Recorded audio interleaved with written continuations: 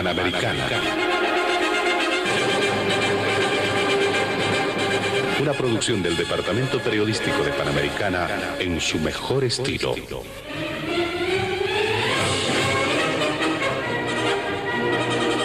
Entrevistas exclusivas sobre temas que crean expectativa general. Diálogo en Panamericana. Los sábados al mediodía y cada domingo a las 8 de la mañana. Y en trasnoche a las 24. Quedan ustedes con el staff de periodistas de Radio Panamericana.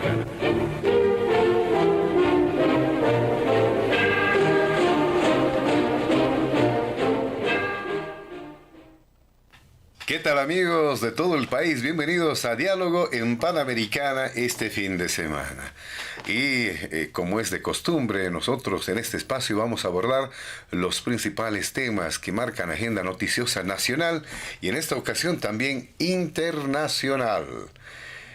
Y a diferencia de otras ocasiones, asumiendo la tecnología como es habitual en esta época, nos hemos visto en la necesidad de utilizar obviamente esos mecanismos de contacto virtual, porque en muchas ocasiones no tenemos la posibilidad de contar con personalidades de la talla con las que vamos a estar presentes en esta jornada, por ejemplo, de manera presencial. No lo podemos hacer de manera presencial, por eso utilizando la tecnología, y esto es una innovación también en Diálogo en Panamericana, vamos a tener esta comunicación virtual a nivel internacional, a quienes están fuera de la sede de gobierno, donde usualmente hacemos el programa de manera presencial. Por ello, en esta oportunidad vamos a dar cuenta de nuestros invitados especiales de este fin de semana. Antes, de todas maneras, vamos a contextualizar un poco algunos temas que están marcando la agenda nacional e internacional. Ustedes conocen que existen pronunciamientos de distintos gobiernos, de distintas esferas a nivel internacional, a propósito del conflicto que se ha registrado en nuestro país y que ha marcado una seria preocupación acerca de los efectos que ha dejado. Hubo pronunciamientos de distintos protagonistas, mandatarios, naciones, respecto a lo que ha sucedido en el territorio boliviano con ese conflicto que ha concluido con más de 50 días de bloqueos en el territorio boliviano. Este es el primer punto en el programa, precisamente estos pronunciamientos a nivel internacional respecto a este conflicto que ha concluido en Bolivia. El segundo punto tiene que ver acerca de la mirada que tiene la Organización de Estados Americanos en el marco de la Asamblea General que se ha desarrollado en Panamá y que, entre otras cosas, entre otras conclusiones, da cuenta, por ejemplo, de que uno de los temas políticos de mayor relevancia fue Bolivia, mediante una resolución específica de la Asamblea General de respaldo al despliegue de una misión de alto nivel para apoyar al gobierno democráticamente electo en sus esfuerzos por restablecer la paz y preservar el orden constitucional, al tiempo que rechazó cualquier acto de violencia, afectación a los derechos humanos o acciones que comprometan la estabilidad democrática en nuestro país. Este es el segundo punto en el programa. Y finalmente vamos a hacer referencia a un tema importante. Continuamos con el tema de los bloqueos, todo aquello, pero hay amenazas a futuro, ¿no? ¿Qué podrá ocurrir con esta posibilidad de que se reactiven a futuro medidas similares? Hay iniciativas en el escenario nacional, por ejemplo, con plantear algunas sanciones a responsables de los bloqueos y además una iniciativa vinculada, o varias iniciativas vinculadas a leyes antibloqueos que se está planteando, reiteramos, a nivel de la Asamblea Legislativa Plurinacional, que en los hechos cobra un rol protagónico ahora respecto no solamente a estas iniciativas, sino también a todo un cúmulo de situaciones. Estos tres puntos están en la agenda de diálogo en Panamericana, obviamente, nosotros en la actualidad estamos sujetos a abordar también otros aspectos que forman y marcan agenda noticiosa. Nos vamos a dar cierto tiempito también para otros elementos que seguramente son importantes para mencionarlos. Ahora sí, nuestros invitados especiales de este fin de semana. Hemos realizado un sorteo interno previo para establecer el rol de ingreso. Tenemos contacto internacional precisamente aprovechando esta vía de la comunicación virtual. Inicialmente saludamos a don Jaime Aparicio. Él fue embajador de Bolivia ante la Organización de Estados Americanos precisamente. Fue embajador de Bolivia en Estados Unidos para reiterar algunos cargos que ha tenido también don Jaime Aparicio. También está en comunicación con la emisora a través del ámbito virtual. El ex canciller de Bolivia está junto a nosotros, don Ronald McLean Avaroa, quien también fue recordado alcalde de la ciudad de La Paz, protagonista político en su momento. Y finalmente, en contacto virtual, reiteramos, don Jaime Aparicio está en Washington, Estados Unidos. Ronald McLean Avaroa también está en Washington, Estados Unidos. Y nuestro tercer invitado, también una personalidad del ámbito de la comunicación, quien nos recuerda, por ejemplo, los pasos por varios canales televisivos, ahora dedicado al análisis de la coyuntura política y social en nuestro país. Saludamos también a don Johnny Nogales. Ellos son nuestros tres ilustres, connotados invitados especiales de este fin de semana. Con ellos vamos a compartir este programa Diálogo en Panamericana, distinto al habitual, a través del contacto virtual, reiteramos. Antes de iniciar, vamos a recordar que Diálogo en Panamericana ahora también está disponible en video. Puede seguir la transmisión en el canal de YouTube de Radio Panamericana y en nuestra página de Facebook.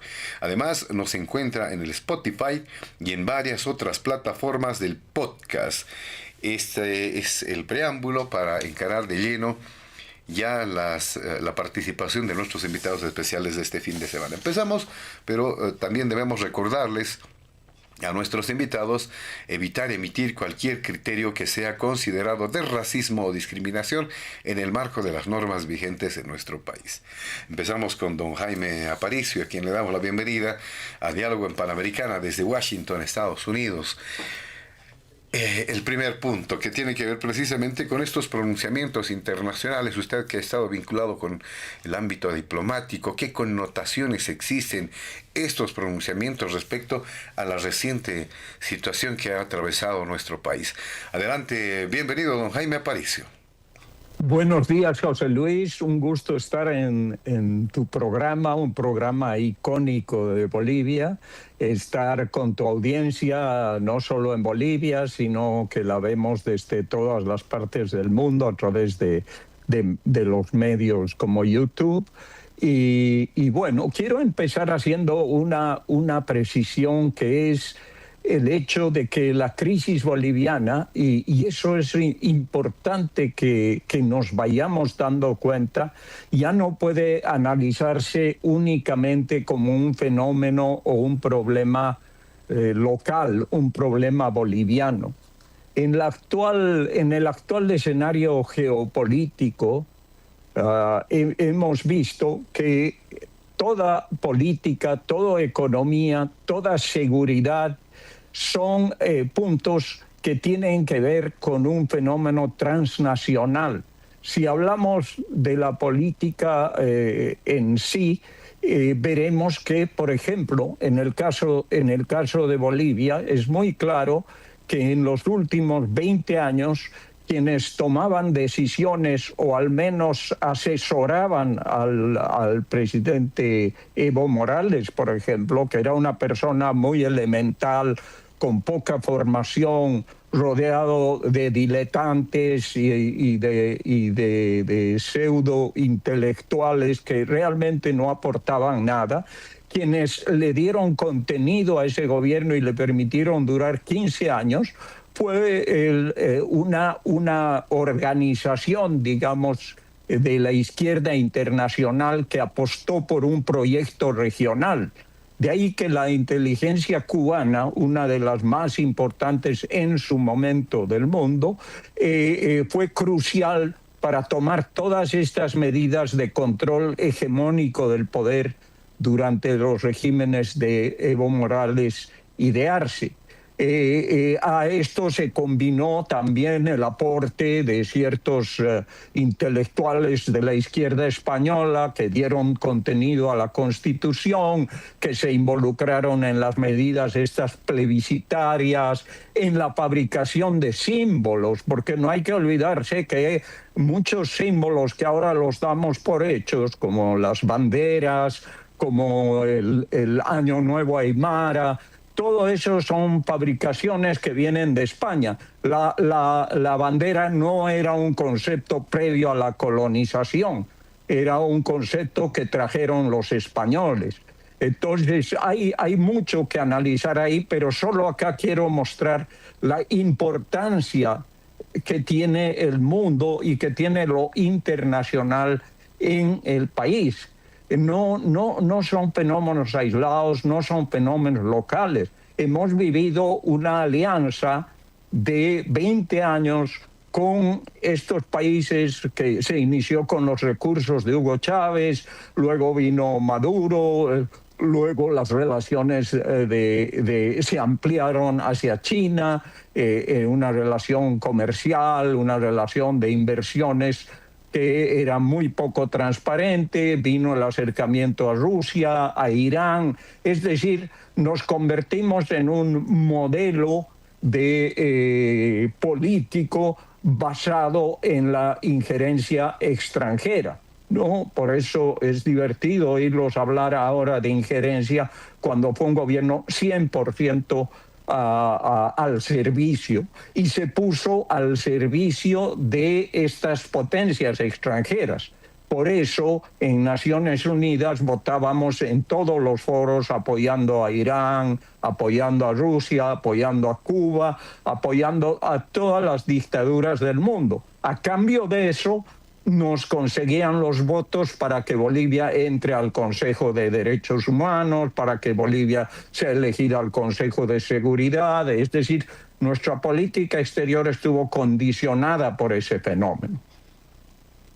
Por eso esas alianzas construidas en el exterior le dieron contenido a la política del MAS, a la famosa diplomacia de los pueblos. Por otro lado está el tema del narcotráfico, el crimen internacional, la minería ilegal, todo este tipo, la presencia en actividades ilícitas de organizaciones de todo el mundo. Esto también tiene un carácter transnacional. También salir de la crisis tiene un contenido internacional. Estamos hablando, y hoy se habla, y el presidente ha hablado de salir al mundo, el mundo a Bolivia, salir. Estamos hablando de temas como exportaciones, de temas como inversiones. Todos estos temas tienen que ver con lo que pasa fuera de nuestras fronteras. Y por eso lo internacional, la política exterior, la diplomacia en este momento de una geopolítica de cambio profundo en el mundo, de relaciones de poder muy distintas a las que conocíamos en los últimos 50 años, es tan importante posicionarse, ¿no? Y hoy estamos viendo varios fenómenos de cambio profundo, nuevas correlaciones de fuerza y nuevas posibilidades de que para Bolivia sea esencial salir al exterior para superar su crisis. No es extraño que se esté hablando de un acercamiento o ya básicamente de un acuerdo con el Fondo Monetario Internacional. Ya se ha tomado una primera excelente medida el día de ayer por parte del gobierno de Bolivia, eliminando el dólar oficial, que no existía realmente, que no era algo real. Creo que esto va a facilitar un acercamiento y muy importante con el fondo.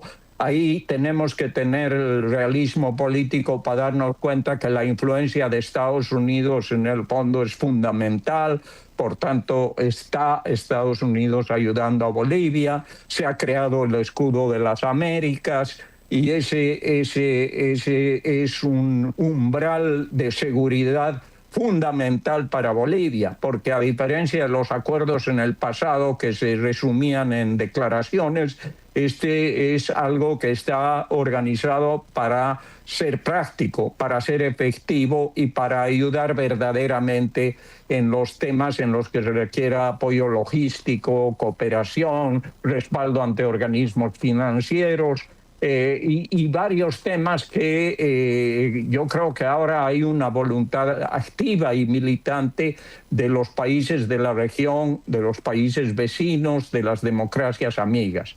Ahora, respecto a los apoyos, que es la pregunta que estamos, esta primera cuestión que estamos hablando, es sorprendente porque refleja un cambio, refleja dos cosas que están pasando en el mundo. Por un lado, hay una disputa de narrativas.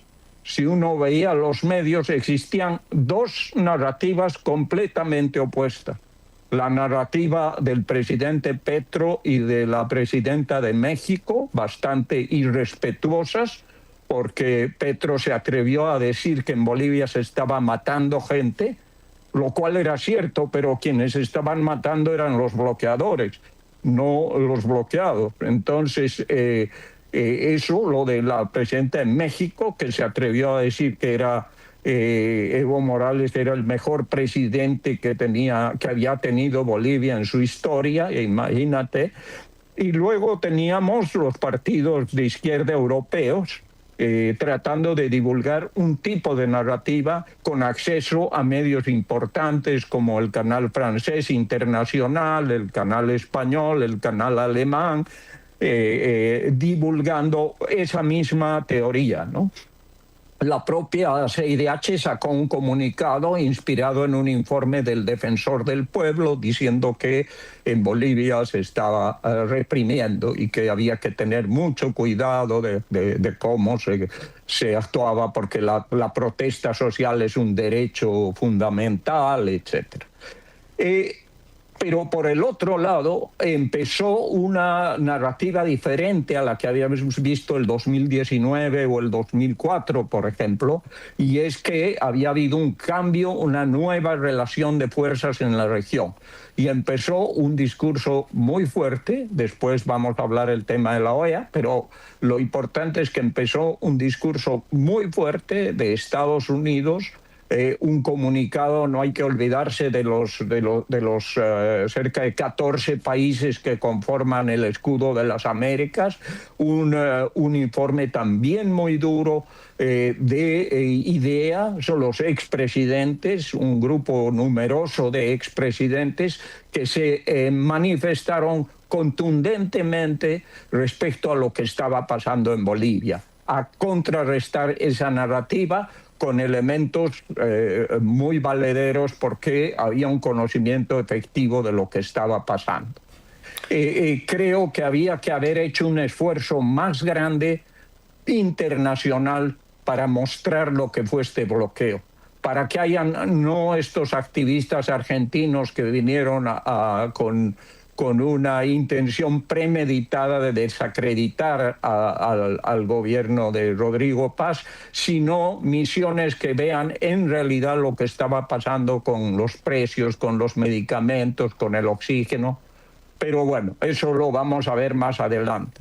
Yo aquí creo que Bolivia tiene que fortalecer esto, tiene que aprovechar este nuevo momento histórico, geopolítico, y tiene que tomar medidas más radicales, en el sentido de que 85% por lo menos de la población ha votado por cambios radicales, por reformas estructurales, por una reforma de la Constitución, para que no se siga haciendo lo que se hizo con Arce y con Morales. Y eso tiene un costo y necesita apoyo internacional. Creo que es fundamental para eso una diplomacia consciente de esta realidad, una diplomacia que vaya a recuperar la seriedad y la credibilidad del país, pero a la vez esta política exterior esencial, esta diplomacia esencial, también requiere de cambios internos. O sea, si no hay seguridad jurídica, no vamos a salir adelante. Hay muchos otros temas que los podemos ir discutiendo, pero quiero dejar esas dos cosas. La importancia fundamental de lo que es nuestra relación con el mundo para superar la crisis de Bolivia en primer lugar, y luego aprovechar la coyuntura histórica de estos apoyos inusuales, inéditos, internacionales, para no solo cambiar esa imagen, esas narrativas, sino para que haya una cooperación real para que Bolivia pueda salir de esta crisis. Gracias, José Luis. Perfectamente. Muchas gracias, don Jaime Aparicio, en esta primera intervención acá en Diálogo en Panamericana. Vamos a escuchar ahora los criterios del ex canciller Ronald McLean Navarro a propósito de lo que supuso estos criterios, lo que deja como señales estas posturas internacionales respecto a lo que ha ocurrido en nuestro país. ¿Cómo se toman estas manifestaciones, estas evaluaciones, estas expresiones? Adelante, don Ronald McLean Navarro, también desde Washington, Estados Unidos. Su micrófono, por favor, tenemos dificultades. Debe estar... Exactamente, ahora sí. Perdón, muchas gracias por la invitación. Este diálogo en Panamericana es una gran tradición en el periodismo boliviano y es un orgullo estar acá, acompañado tanto del embajador Aparicio como de Johnny Nogales, que también ha sido no solamente un empresario importante, analista y también político. O sea que estamos aquí en familia. Bueno, quisiera empezar primero felicitando al embajador Aparicio por esa brillante exposición, resumen, y quisiera yo subrayar algunos de los aspectos casi históricos de este asunto. Quizás no es ir muy lejos cuando Nikita Khrushchev con el zapato lo empezó a golpear en las Naciones Unidas y le dijo a John Kennedy: los vamos a enterrar. Y volvió a la Unión Soviética y pidió a sus aparatos de seguridad, a su inteligencia, que le digan cómo iban a enterrar el capitalismo. Y después de mucho estudiar les dijeron: no se puede. ¿Cómo que no se puede? No es una respuesta. Los echó, los hizo matar, seguramente los fusilarían, y hasta que vinieron con una respuesta. Esa respuesta, que data de los años 60, tiene una trayectoria muy importante. Empieza en Latinoamérica, empieza con Cuba, sigue con unos intentos de guerrillas y de enfrentamientos en Centroamérica, eventualmente llega a Bolivia con el Che Guevara, tratan de hacer guerrillas en Argentina, en Uruguay, casi Perú, Chile, etc. Pero ¿qué se dan cuenta? Que la vía armada, que también asumieron nuestros amigos y coterráneos bolivianos, no iba a ningún lado. Porque esa era una vía armada insurreccional vinculada al exterior. Y nuestro ejército nacional, nuestros militares que tuvieron que obviamente enfrentar aquello, eran esencialmente nacionalistas. Defendían Bolivia. Bueno, entonces, ¿qué ha sucedido en el tiempo? Que como el comunismo como sistema ha fracasado, no solamente en Rusia, no solamente en China, en Cuba, Venezuela, donde ustedes vean que es un tremendo fracaso, porque es un modelo de distribución que si no tiene que distribuir, obviamente empobrece, y se ha convertido en un instrumento de toma de poder. Entonces, esa línea, esa guerra fría que había entre el capitalismo y el comunismo se ha traducido en una guerra caliente entre el capitalismo moderno y el narcotráfico. Porque el comunismo se ha morfado con el ilícito. Desde Rusia a Irán, a China, etc., hay una alianza con lo ilícito. Y eso ha llegado a su máxima expresión con el narcotráfico, con la cocaína y los otros aspectos. Y Bolivia ha empezado siendo un proveedor de materia prima, por así decir, muy irrelevante.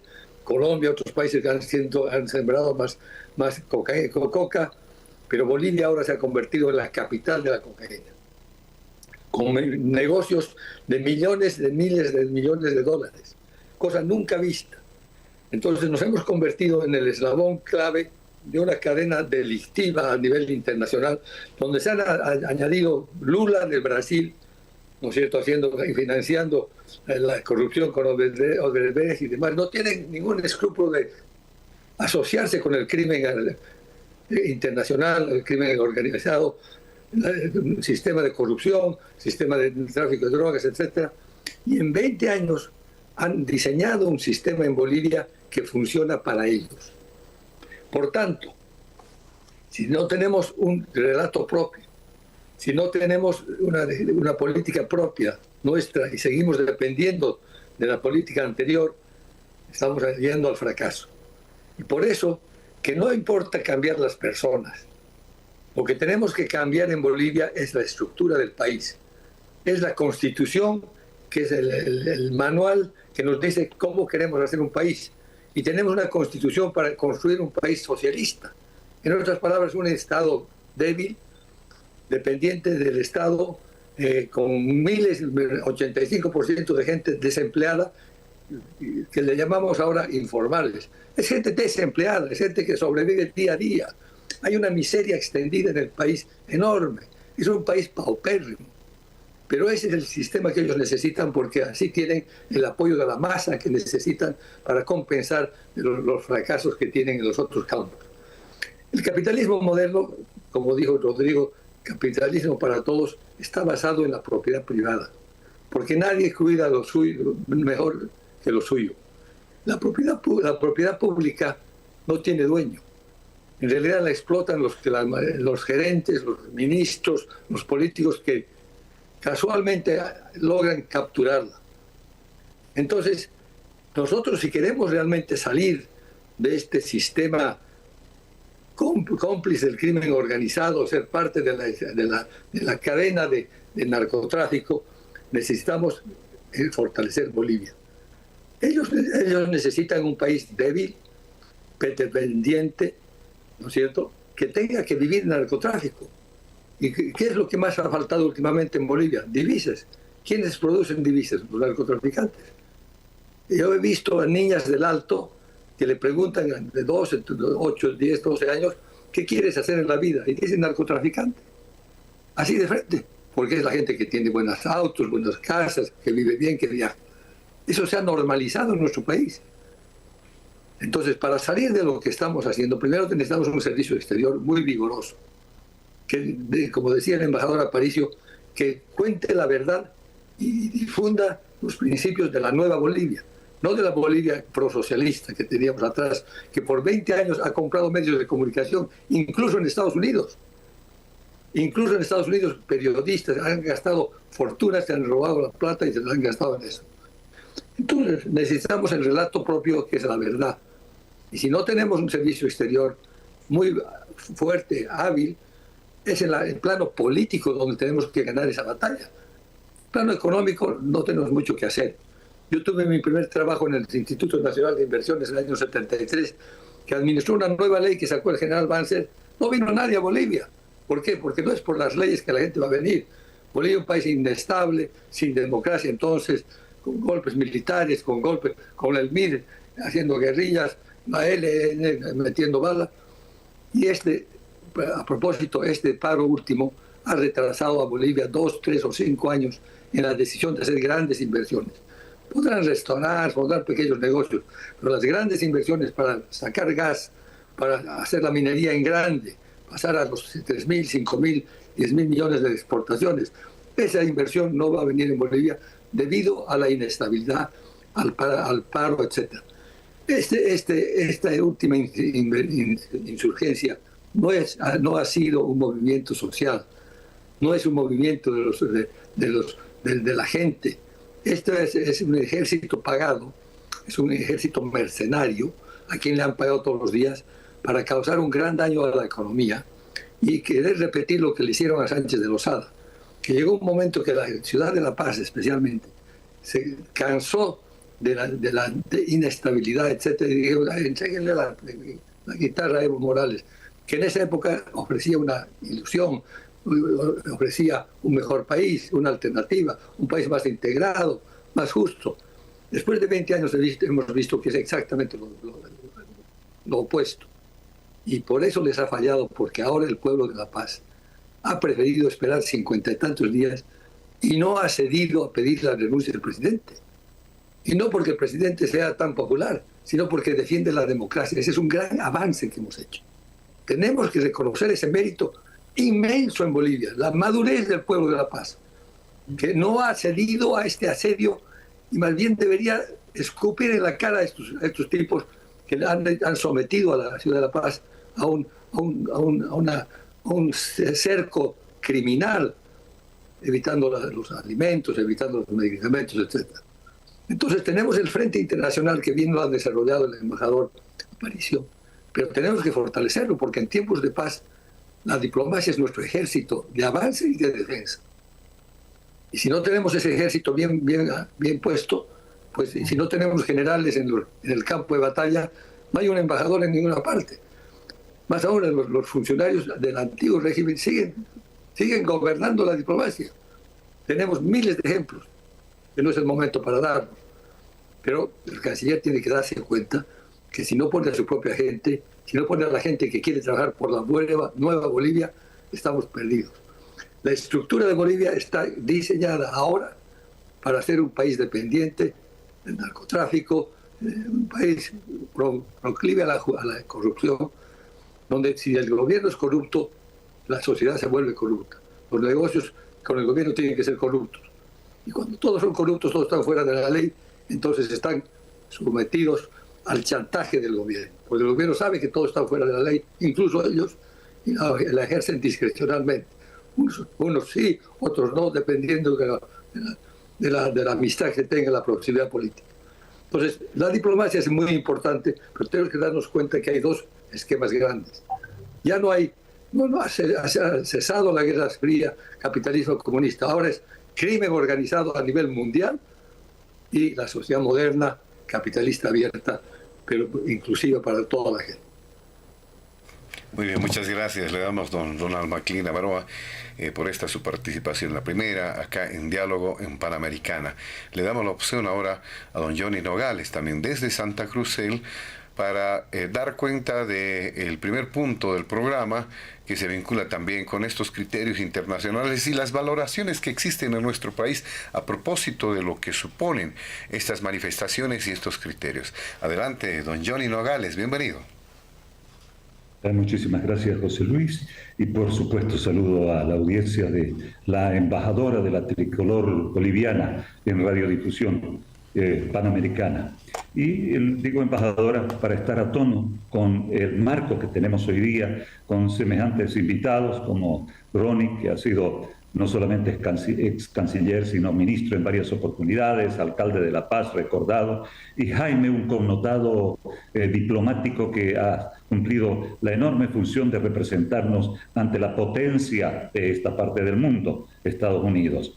Espero que no hubiera sido un lapsus tuyo, querido José Luis, cuando decías que ibas a inaugurar las reuniones por Zoom con los contactos internacionales e incluyas a Santa Cruz dentro de esos contactos internacionales. Hacemos referencia a que obviamente hay contactos internacionales y también a regiones que no se encuentran. Hay gente que no está en La Paz. Usualmente nuestros diálogos en Panamericana lo hacemos en La Paz de manera presencial. Por ello también tomamos la posibilidad no solamente a nivel internacional, sino también en otras regiones del país, ¿no? A eso nos referimos, don. Gracias, querido José Luis. En el tiempo de 10 minutos que he visto que han respetado perfectamente Jaime y Ronald, y por supuesto felicitarlos y darles un gran abrazo por sus intervenciones. Mira, yo hay poco que pueda agregar a dos personas que son realmente voces autorizadas en cuanto a la diplomacia nacional. Lo único que voy a decir es que en este momento Bolivia ya no es observada únicamente desde la perspectiva diplomática o económica. Hoy día nos comienzan a observar desde el lente de la seguridad nacional. ¿Por qué? Porque en Bolivia confluyen varios factores: el crecimiento del crimen organizado, la debilidad institucional, la presencia de organizaciones criminales transnacionales, Y por supuesto, algo que es fundamental, la importancia geopolítica de nuestra ubicación en el centro de Sudamérica. Por eso considero que la relación con la potencia, Estados Unidos, y con la comunidad internacional en general, debe analizarse con serenidad y, como lo han sugerido Jaime y Ronald, ya no desde la perspectiva ideológica, porque eso nos hace mucho daño el actuar bajo prejuicios ideológicos. Tenemos que defender los intereses de Bolivia. Esto es lo importante. Bueno, yo creo que el aporte que puedo hacer en esta charla es ver lo que ha pasado en Bolivia, analizarlo y tratar de tender la mirada hacia el futuro. Hemos tenido 53, dicen unos, 54 días otros de bloqueo. ¿Qué significa para mí ese bloqueo? Significa el segundo bloqueo más grande que ha habido en toda la historia de esta región. No digo de la República, ha sido el más largo de la República. Pero claro, si lo comparamos con 1781 y Tupac Katari, que creo que querían emularlo ahora incluyendo las Bartolinas, ese duró 109 días. A los 109, creo que empezó en abril y concluyó en junio. Dentro de esos 109 días llegó una tropa realista que logró romper ese cerco por 40 días, pero después de los 40 días se volvió a acercar la paz durante 64 días.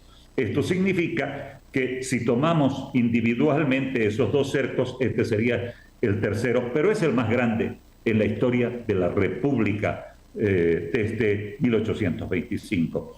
Y por eso es que durante semanas hemos estado absortos tratando de saber qué era lo que pasaba con los bloqueos, qué puntos habían, qué negociaciones habían, a quiénes tomaban presos, a quiénes soltaban, cómo iba la cosa, cuánto iba a durar, dónde íbamos a comprar los alimentos que obviamente escaseaban. No voy a mencionar los muertos que evidentemente, como dijo Jaime, no han sido de la parte de los bloqueadores, han sido de los afectados por los bloqueos, de gente que no pudo pasar las trancas para llegar a recibir una atención médica. Creo que es injusto dejar de reconocer las verdaderas víctimas de esta situación y, por supuesto, me adhiero a las palabras de Ronnie como exalcalde de La Paz, a agradecer y felicitar al valeroso pueblo paceño, porque es ahí donde se ha sentido más, y no hablo solamente de la Hollada, sino también del Alto, los efectos de esta criminal acción.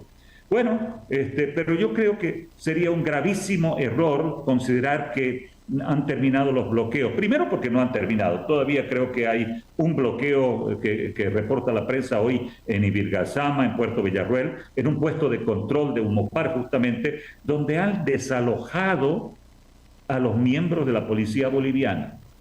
Señores, en el Chapare han tenido que salir los representantes del orden en Bolivia de su puesto de control. Esta es la realidad. De manera que cuando decimos han acabado, yo creo que sería un error decir acabaron los bloqueos y por lo tanto acabó la crisis. La crisis permanece. Yo creo que si Bolivia decide seguir administrando los problemas o si decide enfrentarlos y resolverlos, ese es el verdadero dilema que tenemos hoy día los bolivianos. Y voy a afirmar con contundencia que el modelo económico que ha predominado durante los últimos 20 años ha fracasado, ha llegado a su límite. Y yo no creo que esto sea una observación simplemente de quienes opinamos, o de los políticos, o de la oposición, o de los organismos internacionales, o de los organismos de financiamiento. Yo creo que esta es una realidad inobjetable. Lo demuestra la situación en la que estamos. El Estado, obviamente, al no poder disponer de semejante cantidad de recursos que tuvo por los ingresos adicionales del gas y por los precios elevados de nuestras materias primas, ha dejado pues de ser el que estaba en un festín permanente, ¿no es cierto? Un festín en el que lamentablemente hemos desperdiciado la mayor oportunidad que ha tenido la historia de nuestro país en cuanto a recursos económicos. Pero bueno, esa es la realidad, debemos reconocerla y yo creo que las principales víctimas de ese modelo han sido no los empresarios, no los inversionistas, porque al fin y al cabo ellos posiblemente habrán perdido algo, habrán dejado de hacer negocios, pero tienen los recursos para sobrevivir. Precisamente son los sectores de menores ingresos, esos en cuyo nombre todo el mundo se llena la boca pronunciando el título de representantes del pueblo, ¿no es cierto? Entonces, ¿quiénes son esos? Son esos que no tienen empleo formal, esos que han perdido el poder adquisitivo en su salario cuando ha aumentado el costo de vida, cuando no había que comprar, cuando tenían que comprar el pollo a no sé, 100 bolivianos, o cuando los jóvenes han dejado de encontrar oportunidades para construir su futuro. Esos son los que siempre reciben la mayor carga, los más vulnerables. Yo creo que ya tenemos que dejarnos de ese cuento de que tenemos que decidir entre crecimiento económico y justicia social. Yo creo que no son conceptos opuestos, son profundamente complementarios, porque la justicia social no es la que está puesta en un decreto supremo, en una ley. La conquista social verdadera es la que se expresa cuando una familia mejora sus ingresos, cuando un joven o un trabajador consigue un empleo digno, cuando un emprendedor tiene la oportunidad de desarrollar su capacidad, de ampliar su negocio, de generar riqueza, cuando una madre descubre que sus hijos van a tener mejores oportunidades que las que ella tuvo. Yo creo que es necesario que comprendamos en el país, todos los bolivianos, todos los ciudadanos que debemos ejercer nuestros derechos, que antes de distribuir riqueza hay que crearla. No hay nada más fácil que distribuir lo que no es de uno. Y eso es lo que ha hecho permanentemente, y ahí está el fracaso que decía Ronnie del sistema comunista, socialista del siglo XXI y progresista, porque toda esa evolución de nombres es la que se ha dado a partir del siglo pasado.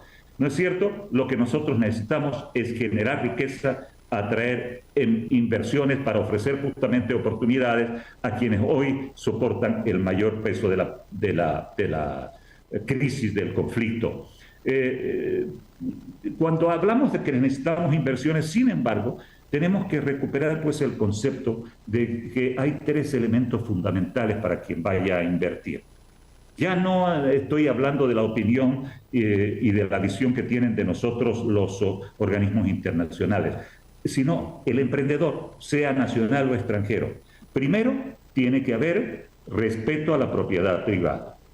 Segundo, tiene que haber reglas claras, tiene que haber cumplimiento de los contratos, pero tercero y más importante, y eso es lo principal, como lo mencionaban mis amigos Jaime y Ronald, es el tema de la justicia. Si no tenemos una administración de justicia proba, confiable, que nosotros podamos saber que va a dirimir con justicia, entonces no hay posibilidades de convocar a nadie a que traiga sus recursos, a que venga a invertir con nosotros, a que nos ayude a crecer. Y ya vemos que sin inversión no hay crecimiento. Señores, en este momento Bolivia, con esto concluyo, vamos a continuar viviendo de los préstamos internacionales. Esto es insostenible. Tenemos que construir un escenario que sea propicio para la inversión nacional y extranjera, y esa generación de riqueza es la que luego se va a poder distribuir. Me quedo aquí.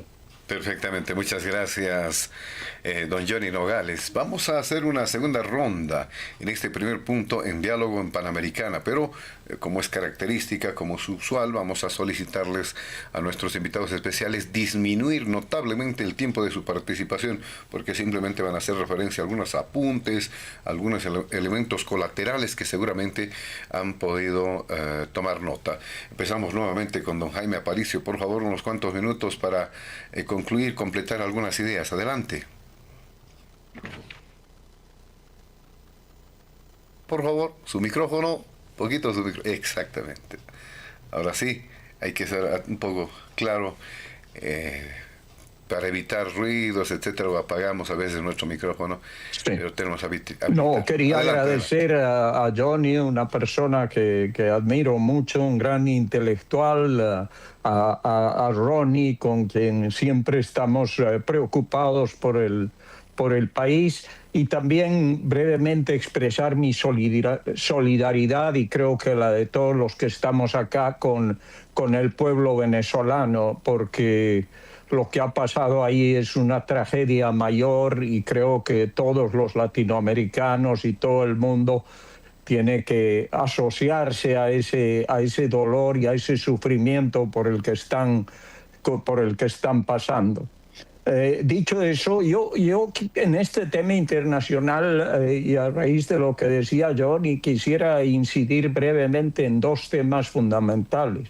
Ahora más que nunca, en este nuevo contexto internacional, la salida de la crisis económica de Bolivia y el tema de seguridad son fundamentalmente internacionales. Es decir, esto es repetir lo que han dicho Johnny y Ronnie, es que si no llega inversión al país, es imposible que salgamos de esta crisis. Y la inversión sin seguridad jurídica, sin cambios constitucionales que prohíben los arbitrajes, es imposible. Entonces estamos en una situación muy complicada, que se ha complicado mucho más con el acuerdo con la COP, que prácticamente prohíbe cualquier cambio, prohíbe privatizar empresas estatales, aunque puedan hablar de que no la van a comprar empresarios internacionales, sino empresarios locales, pero igual ya se habla de que no se puede hacer eso, no se puede hablar con el fondo. Bueno, hay que ver cómo se va a salir de ese acuerdo y cómo se va a salir hacia afuera, porque es un momento oportuno. Bolivia puede lograr mucho en el exterior, en el sentido de que hay interés en Bolivia, hay interés en la exploración de ciertos recursos, hay un interés económico en temas de turismo, en temas de integración vecinal, de hidrovías, hay una serie de elementos muy importantes que hacen que Bolivia pueda aprovechar esta coyuntura internacional con sus aliados, con las democracias occidentales, para ayudar fuera del país a sacarnos de la crisis. Y el otro tema más complejo, obviamente, es el de la seguridad. La seguridad se ha vuelto en los últimos años una prioridad para varios países. Entre esos, Estados Unidos. Estados Unidos ha cambiado su doctrina de seguridad en general, ha cambiado su ley antinarcóticos, ha cambiado toda su estructura de persecución del crimen transnacional, la ha incorporado al ejército en esta iniciativa. Y entonces acá estamos viendo que hay unos nuevos elementos que hacen que, si Bolivia quiere salir de este circuito de producción de droga, lavado de dinero, financiamiento de la política por el crimen transnacional, al que se ha incluido no solo el narcotráfico, sino una serie de delitos que se han unificado en estas redes del crimen, como el tráfico de minerales o la minería ilegal, el tráfico de precursores, el lavado de dinero, el financiamiento. En Chile, decía una periodista de Arica, decía que los depósitos de los puertos de Chile están saturados de precursores químicos para fabricar cocaína. Estamos en el tema del mercurio para la producción de oro. Somos los grandes importadores de mercurio, que tiene efectos devastadores en la sociedad y en la naturaleza. Entonces, nosotros tenemos que acudir al exterior. Tenemos ahora el escudo de las Américas, tenemos una relación muy cercana con los países vecinos, a excepción de Brasil, que se ha mostrado muy lejano a dar apoyo a Bolivia. Todo el resto de los países está en el escudo de las Américas, está cambiando Perú, está cambiando Colombia. Entonces, el primer tema en Chile también es seguridad, también en la Argentina. Entonces, hay que aprovechar nuestra política exterior, nuestra cooperación con esos países para sacar a Bolivia de este circuito de la coca, la cocaína y sobre todo del crimen transnacional. El discurso del presidente de Panamá en la OEA fue muy claro, no fue con rodeos. Dijo, Bolivia es víctima de una izquierda radical financiada por el narcotráfico. Y creo que ese tema hace que Bolivia tenga que pedir ayuda internacional para recuperar, sea en logística, preparación, equipamiento, lo que sea, para recuperar el Estado, recuperar el Chapare, y creo que es otro ángulo de la política exterior fundamental para incluir en este diseño que debería tener el presidente Paz de política exterior. Gracias, José Luis. Bueno, muchas gracias a usted, don Jaime Aparicio, por completar ya algunos criterios a propósito de este primer punto. Le damos la palabra a don Ronald McLean Avaroa también para ir completando algunas ideas, algunos apuntes que seguramente los tiene. Adelante, don Ronald McLean, cerrando este primer punto. Mire, yo lo que quisiera subrayar es cómo ha evolucionado la lucha bipolar, la dualidad que había antes entre capitalismo y comunismo, y cómo ahora se ha integrado más bien la antigua guerrilla, por un lado, y los militares que defendían el sistema. Ahora la guerrilla se ha apropiado de la izquierda de la guerrilla, ¿no?, y del crimen organizado, y estamos ante una insurgencia.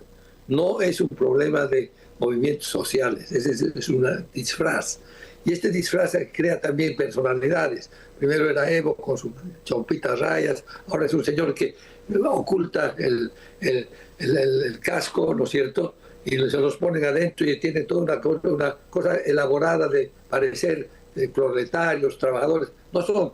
El dirigente este Arguello, lo que se llame, gana 4 veces más que el presidente de la República, ¿no? Entonces tenemos que estar claros de que no se trata de legítimas reivindicaciones que no había atendido el gobierno está recién instalado. Si había algunas legítimas reivindicaciones, que quiere decir ventajas que se las ha quitado, deberían ser pues reclamadas al anterior gobierno, al anterior régimen. O sea que es toda una ficción. Entonces aquí viene lo importante que decía tanto Johnny como Jaime. Hay un relato que hay que ganar. Esta cosa de que los progresistas, no, ellos no son progresistas, son retrógrados, son retrogresistas, ¿no es cierto? Entonces se han llenado de un relato falso, a nombre de los pobres, a quienes no representan, que hacen la subversión. Electoralmente el pueblo de Bolivia los ha sancionado, los ha sometido a la mínima expresión. Y ese, vuelvo a repetir, el gran mérito que hemos tenido ha sido que el pueblo de La Paz particularmente, pero el resto del país y Santa Cruz también, han rechazado esto, no por defender al gobierno, a pesar del gobierno. Porque el gobierno quedó al margen, incapaz de defendernos, y ha sido la gente que finalmente ha sufrido, ha pasado estas penurias y los ha rechazado. Esa es la gran diferencia entre 2003, cuando salió Goni Sánchez de Lozada, porque al final el pueblo le pidió que se vaya para apaciguar la ciudad, y ahora.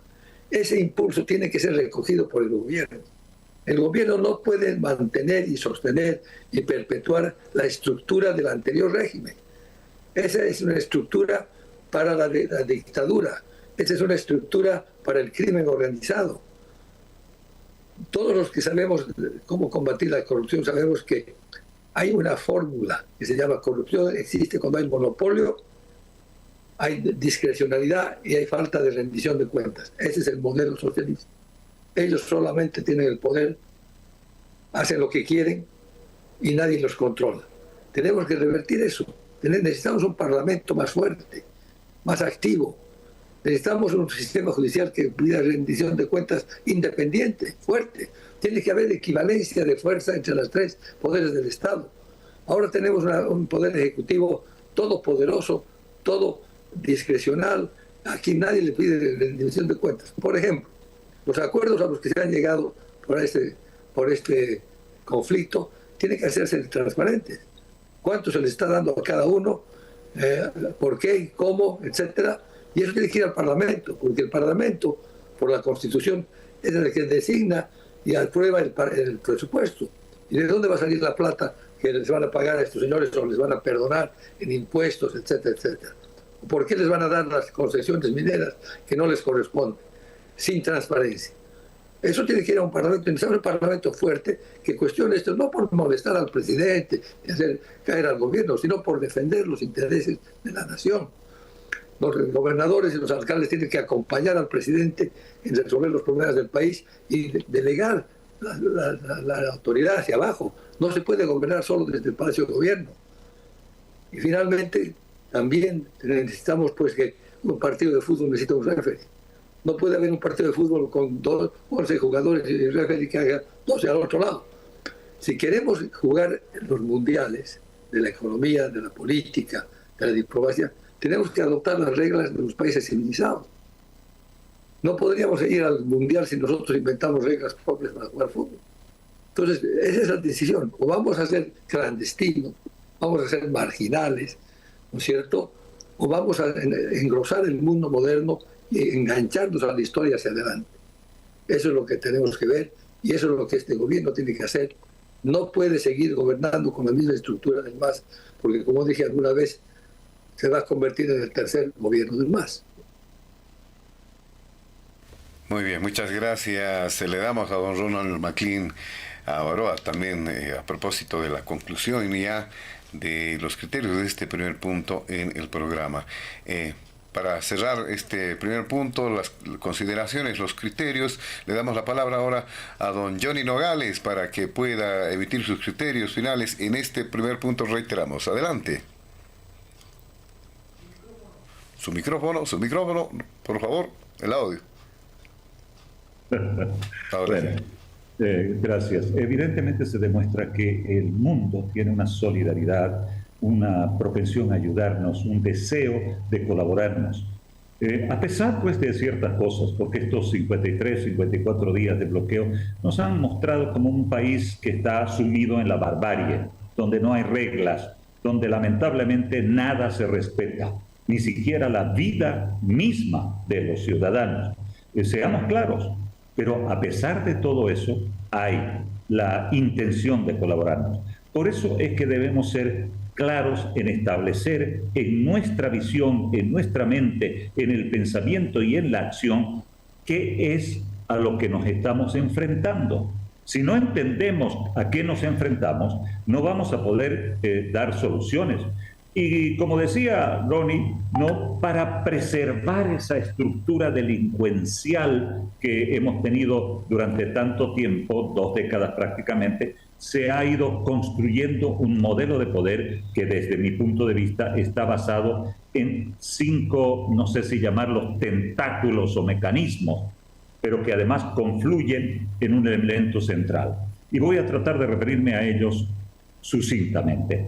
El primero de ellos es la fragmentación de la sociedad, es la difusión de un discurso en el que consiguen ellos su propósito de dividir para reinar. Es decir, que está Occidente contra Oriente, que los collas contra los cambas, los taras contra los caras, los ricos contra los pobres.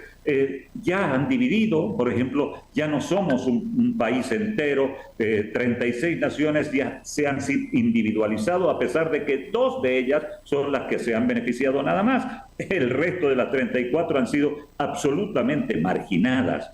Pero el discurso es el que provoca el enfrentamiento al punto tal que durante estos días de bloqueo hemos escuchado que hay señores que dicen que son los dueños, herederos legítimos del país, del territorio, y que todos los demás que estamos viviendo aquí somos poco menos que unos invasores, que unos inquilinos. Ese es el odio que nos están sembrando para dividirnos. La segunda cosa que ha hecho con éxito el masismo y ese sistema que trata de perpetuarse es el crear un corporativismo, que yo llamo corporativismo sindical comunitario. ¿Qué significa esto? Que la intermediación política que antes estaba reservada a los partidos políticos, hoy día ya prácticamente no cuentan.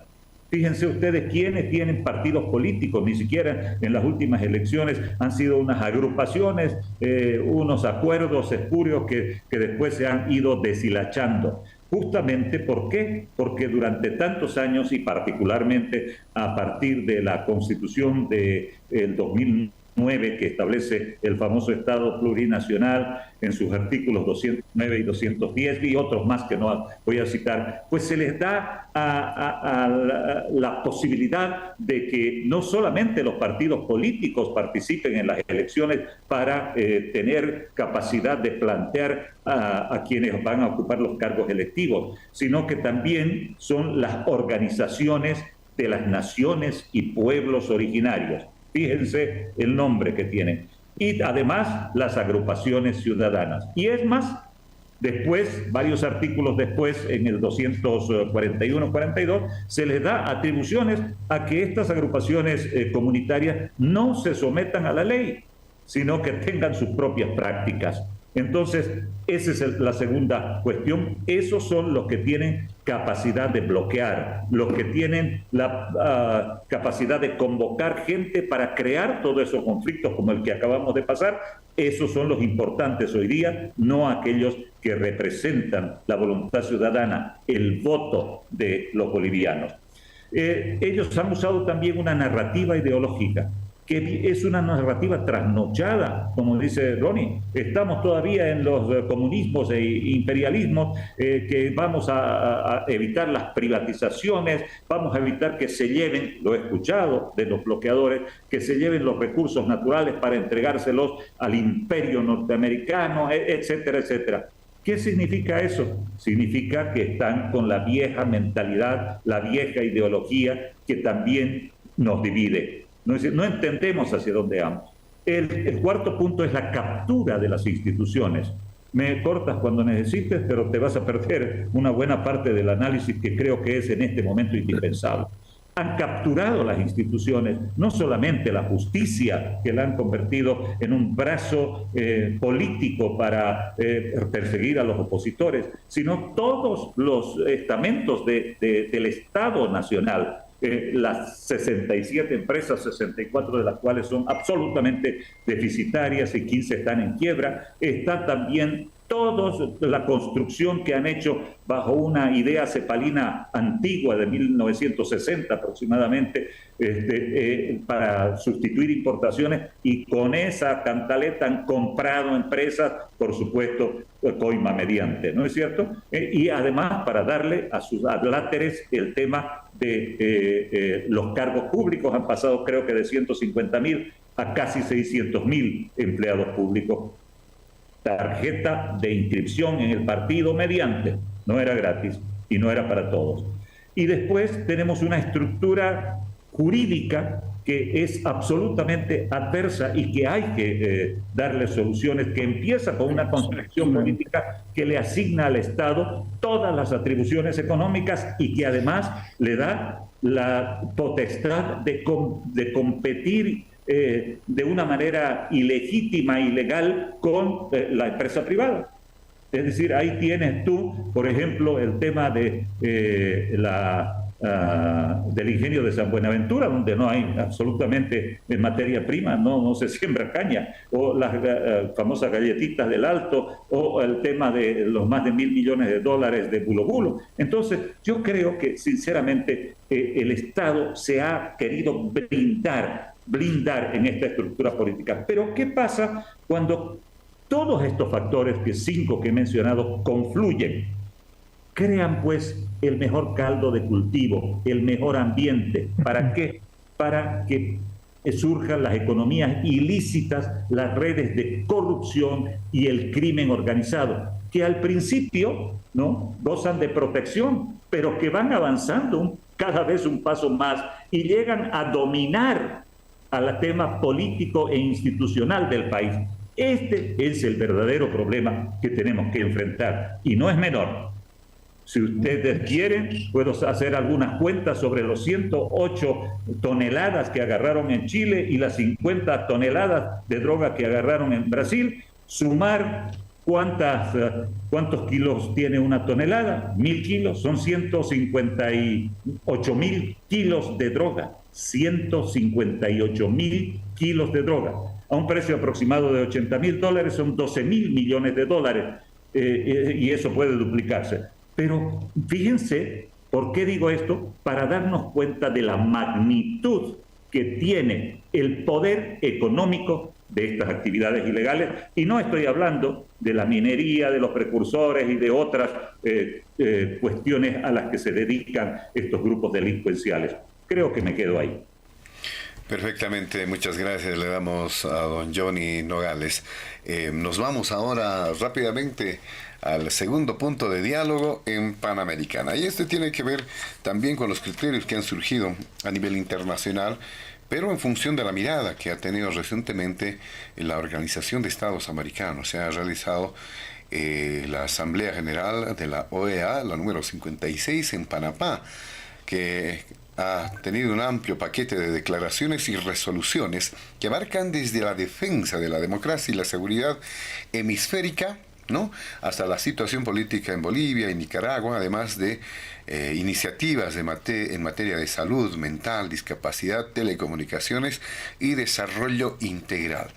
En el caso de Bolivia, la OEA da cuenta mediante una resolución específica que la Asamblea General respalda el despliegue de una misión de alto nivel para apoyar al gobierno democráticamente electo en sus esfuerzos por restablecer, dice, la paz y preservar el orden constitucional, al tiempo que rechazó cualquier acto de violencia, afectación a los derechos humanos o acciones que comprometan la estabilidad democrática de nuestro país. Vamos a hacer referencia a este segundo punto también de diálogo en Panamericana. Pero antes les recordamos a toda la audiencia en Panamericana y también a las personas que nos ven a través de nuestras redes digitales.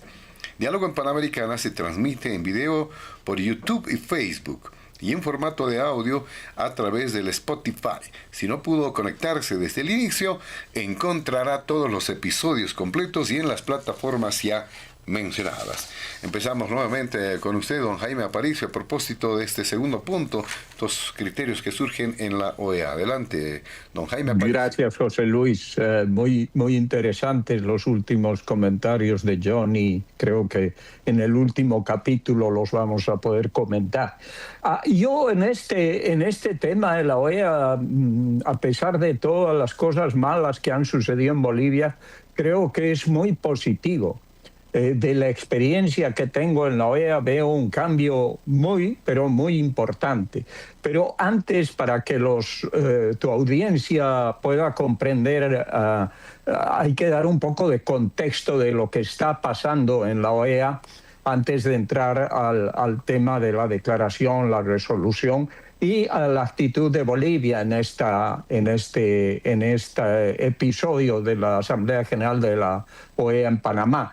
El contexto es el siguiente. Hay una nueva correlación de fuerzas en la OEA. Hay cerca de 14 a 15 países muy importantes que han cambiado de rumbo. A esto se va a sumar Colombia en pocas semanas más, con lo cual se puede llegar a alcanzar una mayoría de votos calificada en la OEA, y eso va a significar un cambio radical en la organización. Ahora, acá hay que distinguir entre la correlación de fuerzas, qué está pasando con los estados de la región, esta nueva visión, este tema del escudo de las Américas, y la Secretaría General, que es el órgano burocrático de la Organización de Estados Americanos. En el caso de la OEA, como secretaría, hay una gran confusión porque hay problemas, digamos, muy grandes, primero por el tema presupuestario, pero segundo, hay casi un enfrentamiento entre Estados Unidos y el secretario general Ramdin. ¿Por qué Ramdin, el actual secretario general de la OEA, fue elegido? Fue elegido porque en ese momento había otra correlación de fuerzas en la OEA y países como Brasil, México, Colombia, por supuesto, los países del Caribe, porque era uno del Caribe, que tienen 14 votos, con lo cual prácticamente está secuestrada la OEA. Todos estos países coincidieron, unos por el interés de la región y otros porque había que elegir un secretario que no haga nada, porque querían que sea exactamente lo opuesto de Almagro, que se había involucrado políticamente en Venezuela. Y entonces hicieron la campaña, descartaron al canciller de Paraguay, Ramírez, que era una persona comprometida con la democracia, y eligieron al señor Ramdin precisamente para que no se involucre en los temas de democracia, en los temas políticos de la región. Eso lo lograron, él salió elegido y obviamente él nunca mencionó a Venezuela, no se involucró activamente en Nicaragua, no habla de Cuba, etcétera. Entonces tenían la OEA más o menos controlada y eso explica por qué había este apoyo tan radical al gobierno de Luis Arce. Y además en el seno de la OEA, el que fue embajador de Chile del presidente Boric consiguió, con el apoyo de estos países que todavía eran muy fuertes en la OEA, consiguió hacerse nombrar en el tercer cargo en la OEA, que es el responsable de los temas de democracia y asuntos políticos. Entonces, en ese ambiente, el consejo que yo di y un grupo que tenemos que se llama Plataforma para Diplomacia en Democracia, aconsejamos al presidente Paz y a la Cancillería minimizar las relaciones con esta secretaría y con autoridades que todavía responden al Grupo de Puebla, y que se utilice, sí, el marco de la OEA para tejer una red con los países amigos en la OEA que ya se están convirtiendo en mayoritarios, para cambiar el rumbo de la organización. Y ahí se demuestra por qué en la Asamblea General hubieron estos cambios radicales respecto a Bolivia, respecto a lo que pasó en 2019, que no querían reconocer a Yanín Áñez, que sacaban comunicados atacando, defendiendo lo que decían que no era un golpe de Estado, una actitud muy negativa. ¿Qué es lo que sucede ahora? Es que empieza el presidente de Panamá con un discurso directo, que yo nunca lo he escuchado en la OEA.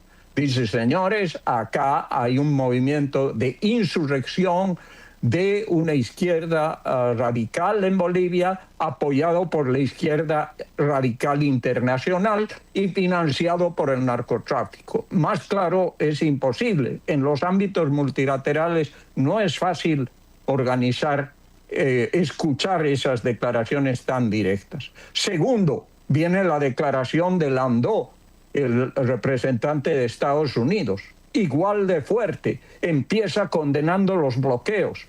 No empieza como el lenguaje burocrático al que estamos acostumbrados, de hablar las virtudes del diálogo, del encuentro, de que llaman a las partes a buscar arreglos. No, dice lo que está pasando con toda la energía y la categoría posible. Y no solo eso, junto con Argentina, Dominicana, Paraguay, Ecuador, a pesar de que Bolivia está ausente porque no hay nadie que lo represente salvo una encargada de negocios que está representante de los gobiernos anteriores del MAS, no había interlocutores. Entonces son ellos los que finalmente le consultan al canciller boliviano, pero ellos dirigen y promueven una declaración contundente.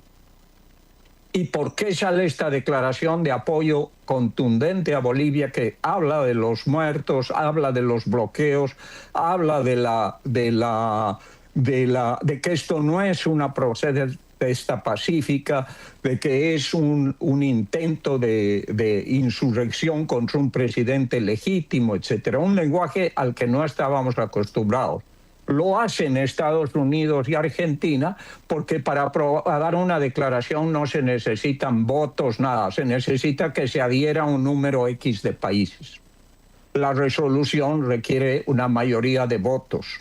Y cuando se va por una resolución o se tiene la mayoría de votos para la resolución original que uno quiere aprobar, o se negocia para que salga una resolución a la que le echan agua.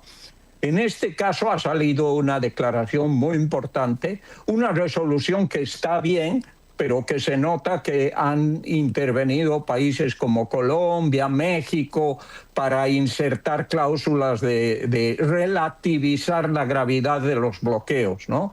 De llamar a las personas a hablar, que instan al diálogo, a la continuidad, etc. Y el tercer problema acá, que es una falla clara de nuestra Cancillería, es que se aprueba la llegada de una misión oficial, política por lo menos. Eso es positivo, que no sea la Secretaría de la OEA que nombre esa, sino los Estados amigos, una misión política que vaya a Bolivia. ¿Por qué es un error y por qué es tardía? Porque en mayo en la OEA hubo un consejo permanente para tratar el tema de Bolivia. Esa reunión de mayo era crucial para que ahí el canciller solicite la llegada de esta misión, si era posible, de cancilleres. ¿Y por qué? Porque si llegaba en mayo una misión, hubieran visto in situ los efectos devastadores de este bloqueo.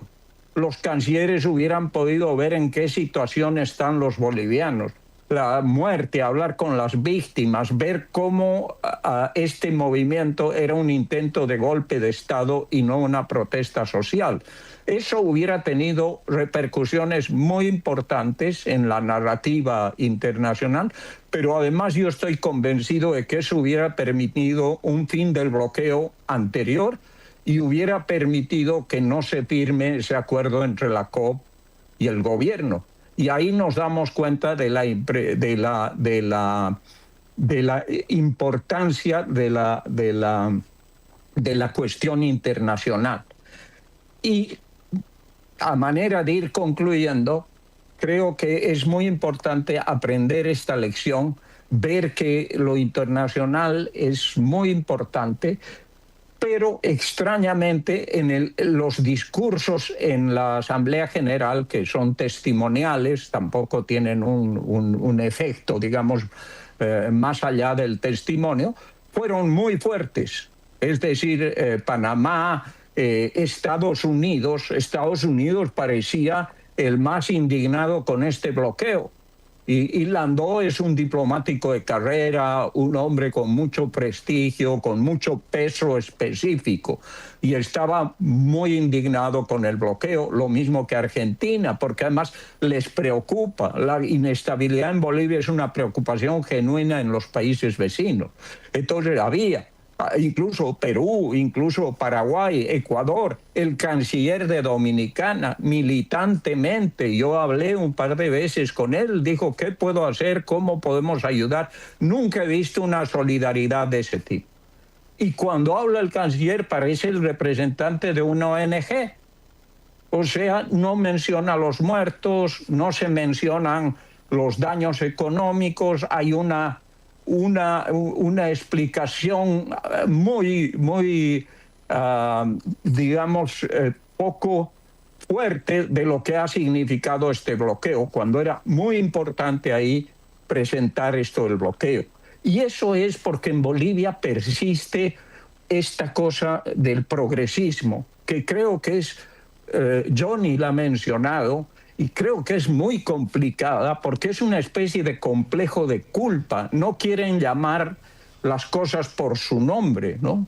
Había un director de cine español, Buñuel, que era además de izquierda, y decía, es un error pensar que los pobres, los indígenas, los blancos o los mestizos son buenos por ser indígenas, mestizos. No es así. La gente es buena o es mala independientemente de su pertenencia a un grupo. Nosotros hemos romantizado ciertas cosas y desgraciadamente desde la colonia de España ya tenemos una tragedia que es el haber romantizado la idea de revolución. Mientras Tocqueville señalaba que la revolución americana iba a ser el triunfo del sistema liberal en el mundo. ¿Por qué? Porque las élites estaban comprometidas con una pasión por la democracia, por sus reglas, por limitar el poder absoluto. Venían escapando de las monarquías europeas. En cambio, nosotros hemos heredado de España, de la Revolución Francesa, esa pasión por la democracia. Entonces, ningún partido político ha sido democrático en Bolivia. Siempre movimiento nacionalista revolucionario, movimiento de izquierda revolucionaria, movimiento...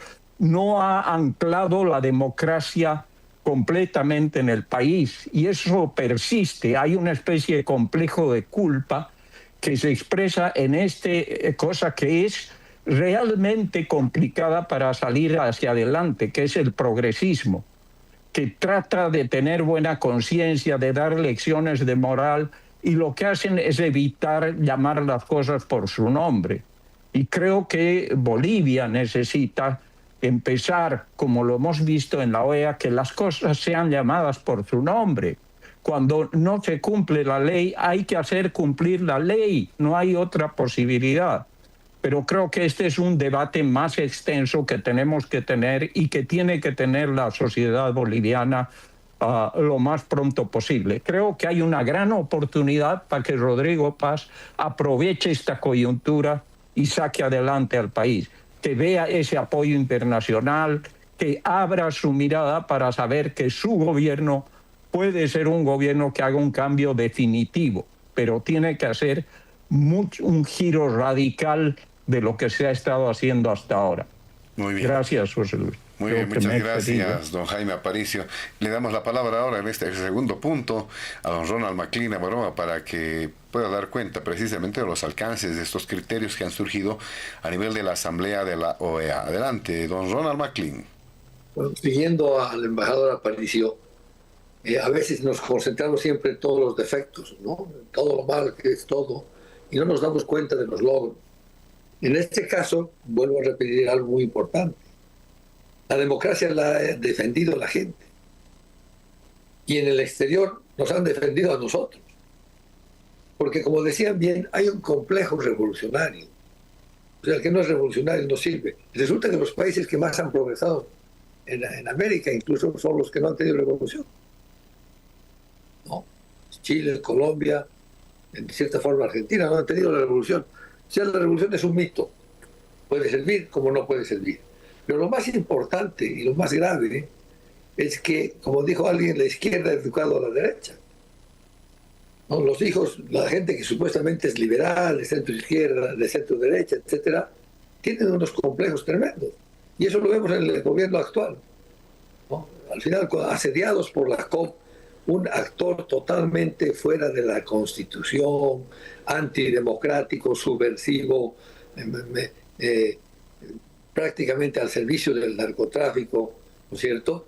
Lo ponemos al mismo nivel del Estado. Sentamos al presidente de la República y a este señor Arroyo, no sé cómo se llama, ¿no es cierto?, con su guardatajo y su gomo, y su acullico de coca, y los ponemos a negociar y a firmar uno al lado del otro.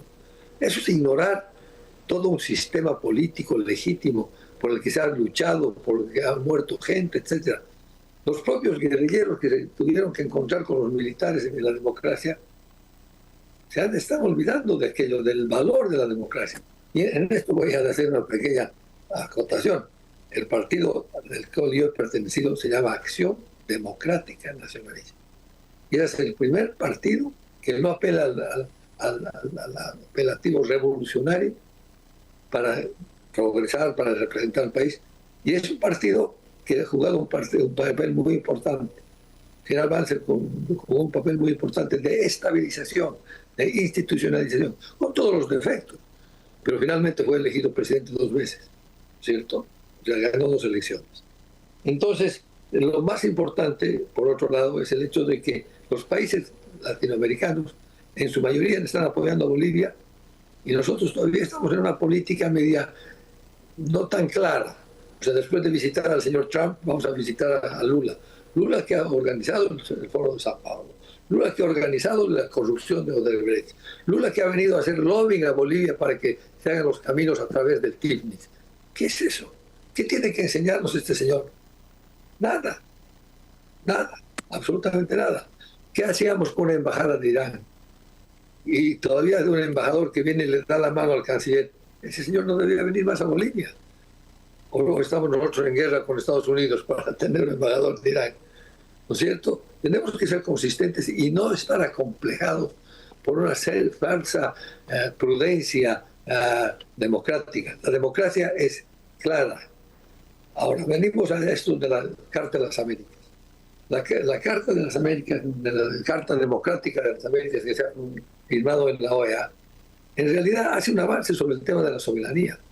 Los mexicanos son muy machos para decir no se metan en los asuntos internos, porque toda la vida han sido represores, han tenido un partido único, ha sido la dictadura perfecta, pero ayudaban a todos los movimientos revolucionarios o subversivos en el exterior.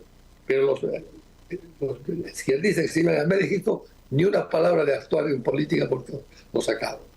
Entonces, la soberanía, esa defensa que hace ahora la izquierda, que no se metan, ha sido violentada de la forma más brutal y forma más humillante por los cubanos, los venezolanos, los argentinos, todo tipo de gente que ha venido a penetrar las instituciones bolivianas, al punto que a las Fuerzas Armadas le obligaban a hacer un homenaje a Che Guevara, quien había venido a matar soldados bolivianos, y a quien el ejército boliviano había capturado y había matado, y había justiciado como se merecía, porque el que viene a matar tiene que estar dispuesto a morir. Entonces, ahora hay, como decía Jaime Aparicio, un gran cambio. La doctrina Monroe, que originalmente el presidente Monroe de Estados Unidos la destinó para que los europeos no traten de invadir Latinoamérica, Sudamérica, Centroamérica, que se mantengan fuera, que la América para los americanos, en el sentido grande de la palabra, ahora se ha vuelto la doctrina Monroe por Donald Trump. Bueno, este señor está dispuesto a hacer cumplir la Carta Democrática, que tiene muy bonitas palabras, pero no tiene dientes. Y una ley que no se puede aplicar y no se puede defender no sirve. Entonces, ¿qué ha pasado? Ha intervenido Venezuela, quizás no a nuestro gusto, solamente ha sacado la cabeza, pero está funcionando. Y gracias a Dios ahora tienen un apoyo en este terremoto enorme de los americanos. Está induciendo un cambio en Cuba porque ese pueblo está exhausto, inánime. No puede rebelarse porque está destrozado. Como en Venezuela salieron 8 millones de habitantes, ¿no es cierto? Y en Cuba ha salido mucho más, ha quedado los pobres de los pobres solamente. Así se lo quiere entender. Pero Donald Trump ha decidido intervenir. Y es en buena hora. En buena hora. Porque él es un presidente que finalmente tiene que rendir cuentas a un parlamento y a un sistema judicial. Y ojalá nos ayude. Porque nosotros solos contra el narcotráfico no podemos estar, no podemos ser el campo de batalla de la política antinarcóticos, no podemos ser la Croacia del antinarcóticos, si no tenemos el apoyo de toda la comunidad internacional, particularmente de Estados Unidos. Y tenemos que tener claros que ellos son nuestros aliados y nosotros somos sus aliados. Ahora, los que quieren ir con Cuba y con Rusia, etcétera, ya fueron y destrozaron este país. Si vamos a tener una dependencia de fuera, prefiero tenerla de un país civilizado, con todos sus defectos, que tener de un país mercenario, que ha sido destrozado por la subversión que han tenido en la sujeción a la Unión Soviética y un régimen internacional, que han servido además de mercenarios para penetrar en Latinoamérica. Bueno, yo no quiero avanzar mucho más en eso, pero quiero terminar con el hecho siguiente. El Estado no puede confundir a la ciudadanía poniendo al mismo nivel los movimientos autocráticos, antidemocráticos, que al Parlamento. Volvamos al Parlamento. Allí se tiene que discutir. El Parlamento tiene que aprobar todos esos acuerdos con la llamada COP. Y volvamos también a restituir la justicia, porque un partido de fútbol sin referee o con referee comprado no sirve. Gracias, perdón. Muy bien, muchas gracias. Le damos a don Ronald McLean Avaroa. Finalmente, don Johnny Nogales, en este segundo punto en el programa. Sus criterios, adelante, por favor. Muchas gracias. Ahora sí ya habilité el micrófono. Pues mira, me has pedido que me refiera al tema de la resolución de la Organización de Estados Americanos. Y en ese sentido quiero decirte que evidentemente es una expresión que no puede entenderse de otra manera como un respaldo al orden constitucional y al gobierno democráticamente constituido. Más de lo que ya han dicho, yo creo que Jaime y Ronald, especialistas y conocedores amplios de esta materia. Pero yo creo que hay que valorar, porque en momentos en que Bolivia está atravesando o atravesado 7 semanas de violencia, de bloqueos, de amenazas, de intentos de estabilización, el mensaje de todo el continente es que los conflictos deben resolverse en el marco de la democracia, nunca mediante la fuerza o la presión. Y esa es la fuerza y la presión que ha terminado afectando a millones de ciudadanos bolivianos. La otra lectura que tengo es que el consenso tiene un valor especial porque no ha sido la posición aislada de uno o dos países, sino de una señal que refleja la preocupación compartida por la estabilidad democrática en Bolivia. Pues ese respaldo no podemos tomarlo de otra manera que como un fortalecimiento a la posición internacional del país y que contribuye a desalentar cualquier ruptura o intento de ruptura del orden constitucional que todavía no hemos logrado conjurar. Yo creo que hemos pasado una de las crisis, pero que no se han resuelto los problemas que han originado esa crisis, por lo que no diría que no puede volver a aparecer en un futuro cercano. Sin embargo, yo creo que sería un error interpretar esta resolución como si resolviera nuestros problemas. La OI, la Organización de Estados Americanos, puede respaldar la institucionalidad, pero no puede sustituir la responsabilidad que tenemos de reconstruir el Estado, ¿no? He sostenido en varias ocasiones que yo veo una crisis múltiple, una crisis económica, una crisis institucional, una crisis moral, que es la que más me preocupa. Pero ahora quiero agregar un cuarto elemento, una crisis de seguridad nacional, entendida la seguridad nacional como la capacidad del Estado para ejercer plenamente su autoridad, para hacer cumplir la ley, para proteger a los ciudadanos y a las instituciones, para preservar su soberanía territorial frente a cualquier poder que pretenda condicionarla. He hecho una mención a lo que está pasando en la tranca justamente de la policía en el Chapare. Tenemos que reflexionar. Precisamente por eso, para mí, el respaldo internacional debe ser aprovechado para impulsar las reformas estructurales que siguen pendientes. Y en mi opinión, no voy a hablar mucho más, pero voy a referirme a lo que tenemos que hacer, sobre qué queremos que nos apoyen. La disyuntiva que vive en este momento, yo creo que Bolivia tenemos que tomarla con seriedad, porque una crisis tiene dos significados por lo menos. Es una advertencia y es una oportunidad. Como advertencia podemos decir que nos ha hecho ver la debilidad de nuestra economía, de nuestras instituciones, de nuestras autoridades del Estado legítimamente constituidas. Pero como oportunidad tenemos en este momento la alternativa de elegir, ir por un lado, ir por el otro, y eso va a definir el futuro del país. ¿Qué es lo que vamos a definir? Pues en primer lugar podríamos elegir como gobierno nacional, como país, porque también el país y los ciudadanos tenemos que presionar, elegir administrar la herencia, como lo llamo, seguir con el mismo sistema, con el mismo proceso de cambio que ya vemos los resultados que ha tenido. ¿Y qué ventajas tenemos en eso? obviamente va a bajar temporalmente la tensión, vamos a tener un pequeño periodo de estabilidad sin conflictos, ¿no es cierto? Pero las estructuras que han provocado el conflicto permanecen intactas y tenemos que darnos cuenta de eso, ¿no? Ellas son organizaciones que tienen capacidad de presionar, que están sustituyendo la voluntad ciudadana expresada en las urnas o quieren derrocar al presidente, ¿no es cierto? Y tienen la intención de que tienen que preservar los privilegios que ellos han tenido durante ese tiempo. Y tenemos un sector muy grande, muy poderoso, como lo he dicho, que además quiere seguir gozando de impunidad.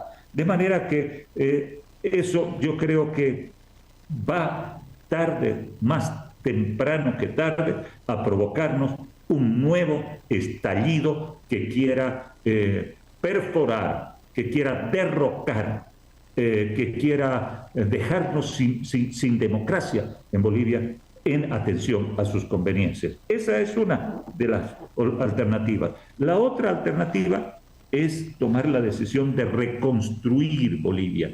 ¿Pero qué significa reconstruir Bolivia? Reconstruir Bolivia quiere decir realizar reformas profundas, no cosméticas, reformas que tiren abajo toda la estructura jurídica, ese andamiaje con el que se ha protegido, con el que se ha blindado el estatismo, ¿no? Yo creo que tenemos que modernizar, en primer lugar, coincido con Jaime, Ronald, que no nos cansaremos de repetirlo, el sistema judicial. Yo creo que modernizar el Estado pasa por eso. Tenemos que resolver el marco jurídico, que le dé nuevamente potestades a las autoridades del Estado, a las autoridades legítimas. Tenemos que restablecer el Estado de Derecho, el respeto a los derechos de las personas y de la colectividad.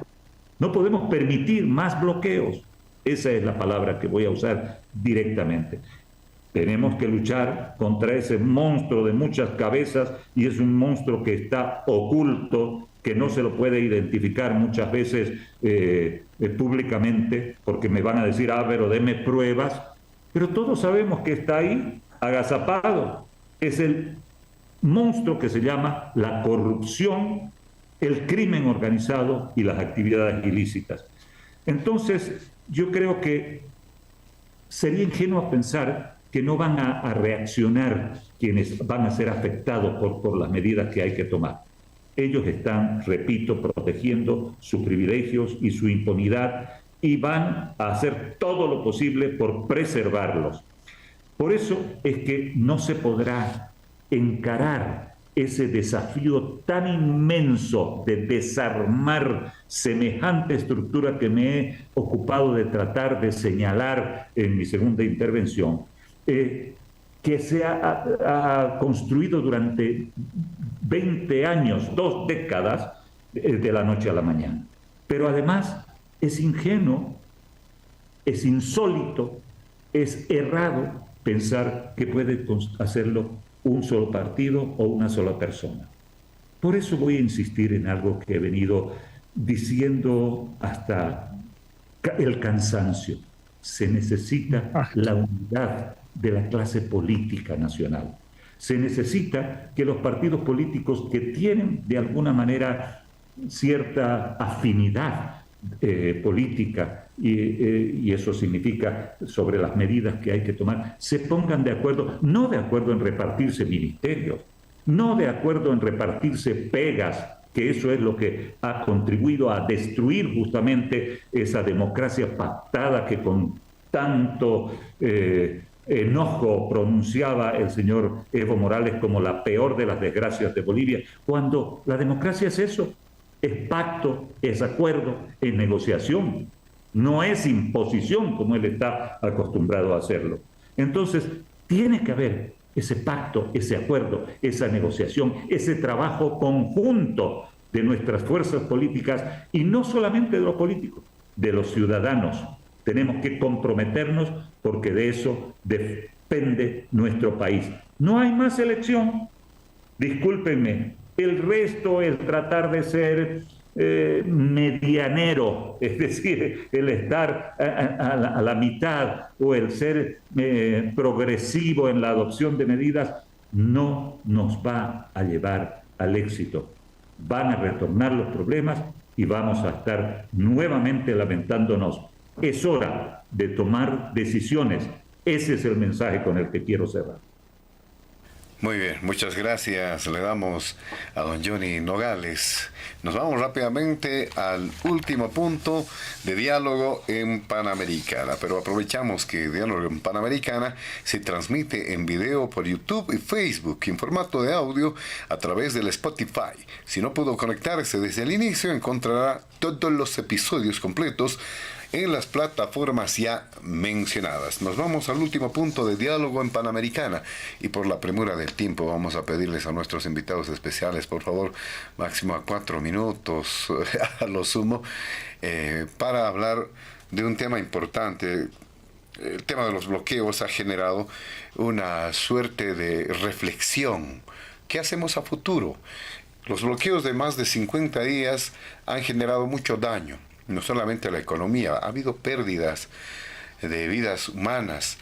¿Qué hacemos a futuro? Hay iniciativas, primero para responsabilizar, por ejemplo, a quienes han propiciado estas medidas. Y segundo, se está hablando de leyes antibloqueo, por ejemplo. Ahí cobra un rol protagónico también la Asamblea Legislativa Plurinacional. ¿Qué decir? A modo de síntesis, resumen también sobre estas posibilidades. Don Jaime Aparicio, por favor, entre 4 o 5 minutos a lo sumo. Gracias, don Jaime Aparicio. Adelante. Gracias, José Luis. Sí, quiero dar primero el contexto, y es que tiene que quedar muy claro que la protesta pacífica es un derecho consolidado en las leyes en Bolivia y en el sistema interamericano. Eso nunca ha estado en discusión. Pero la violencia organizada tiene que tener consecuencias jurídicas. Y el caso de Bolivia fue un caso de bloqueos a través de la violencia organizada con un fin de golpe de Estado. Por tanto, tiene que tener consecuencias legales. Creo que esa iniciativa de la que se hablaba, de que se cree una comisión en el Poder Legislativo, que no está sometida al acuerdo con la COP, es un comienzo importante para que se recupere toda la información y se restablezca en Bolivia algo que es fundamental, creo que Johnny lo mencionó al hablar, que es el principio básico de una democracia, la responsabilidad. Todo acto genera responsabilidad. Eso es lo que hace que se cumplan las leyes, que se cumplan las reglas de juego. Acá tiene que haber responsables por esos muertos y por esas pérdidas económicas. Tiene que haber una repetición de esos daños. Segundo, tiene que haber una comisión que de una vez investigue todos los casos de corrupción que se han dado en Bolivia, para comenzar por Evo Morales y las autoridades del MAS, en los miles de casos desde el Fondo Indígena hasta el caso del Silala o el caso de la pérdida en La Haya del tema marítimo, los casos innumerables de corrupción que se han visto, de expropiación de empresas criminalizando a los dueños. Es una lista interminable. Los responsables siguen en su vida cotidiana como si no hubiera pasado nada. Se han olvidado ya de los jueces autoprorrogados, el daño que han hecho a la sociedad, la corrupción que han generado en la justicia con cosas inverosímiles como anulación de sentencias, cambio de sentencias, estamos viendo acá en el caso Zapatero. Entonces, creo que esas dos cosas corresponde investigar. Y la tercera, que yo creo que hay que iniciar, es un juicio de responsabilidades a Evo Morales por muchos de estos casos. Creo que ese es un tema, más allá de los juicios que tiene ahora por delitos comunes, debería ser sometido a un juicio de responsabilidad por las políticas de Estado que han causado un daño económico irreparable al país. Pero concluyo diciendo que sin independencia judicial no va a haber seguridad jurídica. Y sin seguridad jurídica no va a haber desarrollo en el país. Por tanto, esta crisis moral, política y jurídica que afecta al país tiene que empezar realmente, no sé si en el legislativo o como una iniciativa de Rodrigo Paz, pero la justicia no puede seguir como hasta ahora. Ese es, creo, el tema esencial, que es más importante que los temas políticos y los temas económicos. Sin justicia no hay desarrollo, y con eso concluyo, estimado José Luis. Perfectamente, muchas gracias. Le damos a don Jaime Aparicio. Don Ronald McLean, por favor, también referirse a este último punto de diálogo en Panamericana, entre 4 o 5 minutos a lo sumo. Adelante, don Ronald McLean. Yo diría, gracias. Yo diría que el peligro, evidentemente, en 20 años se consolida muchas cosas. Las mañas, los defectos, todas estas cosas, esta forma de trabajar, de hacer gobierno. Pero no podemos convivir con eso. No podemos tener la laxitud de olvidarnos de todo ello. Y más aún de tener funcionarios que han delinquido en el anterior régimen, incluidos en el gobierno. Hay muchos ejemplos. No se puede convivir con aquello. No es un problema ideológico. Yo puedo convivir con un socialista.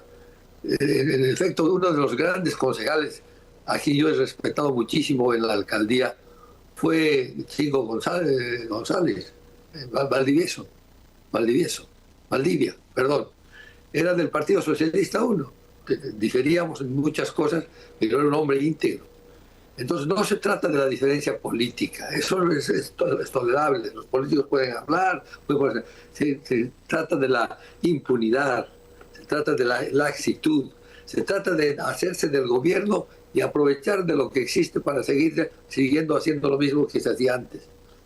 El nominar gente a todas estas empresas que pierden plata, el seguir pagando sueldos a funcionarios que no se necesitan. Y con esto termino. El país tranca, el país de los trámites, etcétera, corresponde a un hecho, que se tiene un excedente de funcionarios públicos. Yo en la alcaldía me di cuenta. En cada escritorio habían 5 personas y se turnaban para cobrar la coima. Se sentaban en el escritorio y los otros esperaban y después se turnaban. ¿Por qué hay tanto trámite? Ayer hablé con el consulado de Bolivia, que estaba atrasado en darle unas visas para ir a Bolivia a una misión del Senado americano. Han presentado sus papeles hace 10 días y ayer a las 11 del día tuvo que participar el canciller, influir el canciller, para que un funcionario firme ese documento final que lo tenía en su escritorio por 10 días, tratándose de una misión norteamericana del Senado. Pero no, lo que pasa es que cada funcionario extraordinario tiene que crear un pretexto, es un trámite más, una firma más, un papel más. Entonces, al reducir el número de funcionarios, se va a reducir el número de requisitos y se va a agilizar el Estado. Pero además se va a fortalecer, porque un Estado con un gobierno con menos funcionarios y con mejor tecnología puede ser mucho más fuerte y vigoroso y efectivo que un gobierno lleno de gente que no tiene nada que hacer y que tiene que inventarse etapas, requisitos, fotocopias, etcétera, para justificar su existencia. Perfectamente, le agradecemos a don Ronald McLean Avaroa. Finalmente, don Johnny Nogales, por favor, para cerrar el programa, los últimos 4 o 5 minutos. Adelante. Muchísimas gracias, José Luis. Bueno, ¿otra vez? ¿Quiénes estamos? Otra vez. Ahora sí.